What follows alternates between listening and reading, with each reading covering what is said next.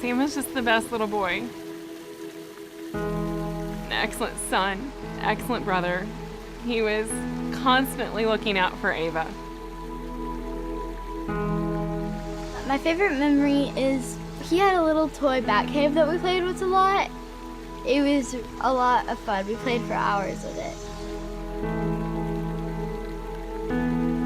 He had a belly laugh and a smile that I think could melt the heart of the biggest, strongest person. And he had a faith that would absolutely move mountains.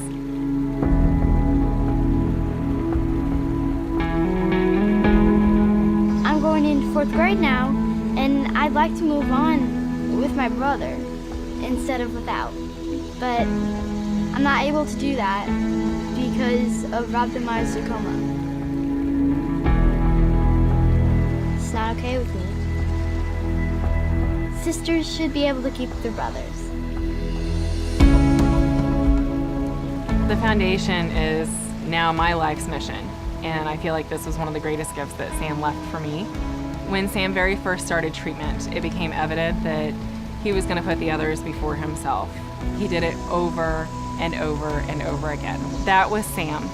He wanted to make sure that all the kids were comfortable if they were in treatment of any kind.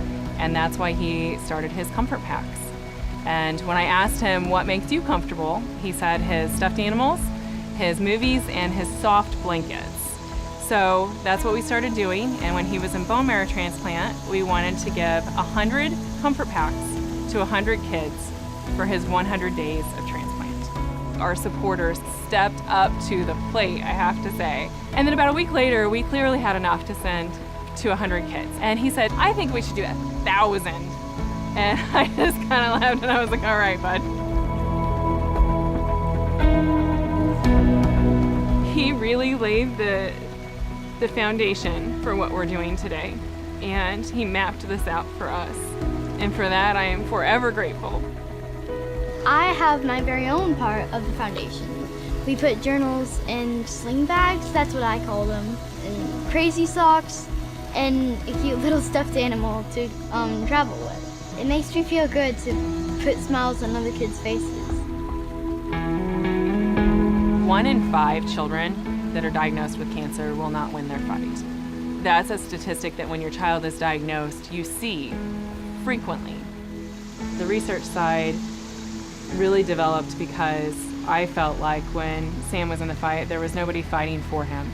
His treatments were 20 and 30 years old, and they were developed for adults and then just diluted for children. We are decades behind in research, and we decided to do something about that.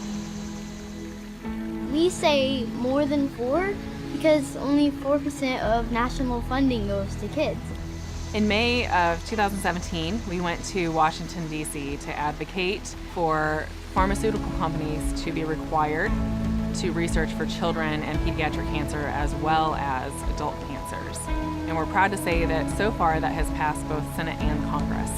We have helped support this amazing doctor. His name is Dr. Keller, and he's a scientist. In just a little over 2 years, we've funded $75,000 in research to a lab we really believe in called CCTDI. CCTDI and Dr. Keller believe that they can seriously reduce the fatality rates of rhabdomyosarcoma in the next 3 to 5 years. It's my life's mission. Very simply, I will forever fight for all the kids and for pediatric cancer research because that's what I promised Sam. I get to tuck Ava in at night, I get to wake her up and feed her breakfast, and I don't get to do that for Sam anymore. So this is what I do now to take care of Sam. I fight for all the kids because pediatric cancer touches way too many families, including mine. I fight for all the kids, but I also fight for their parents. Parents should not have to bury their children. It's not right. I fight for all of the families because grandparents should be dancing at the grandkids' weddings, not kneeling at a grandchild's grave. I fight for Sam and the mission that he came up with. What this foundation has done over the last couple of years is simply amazing. I fight because Ava's my friend and I miss Sam. Sam is the face of the foundation, but I'm the voice. I carry on his message. I fight for Sam because sisters should be able to keep their brothers.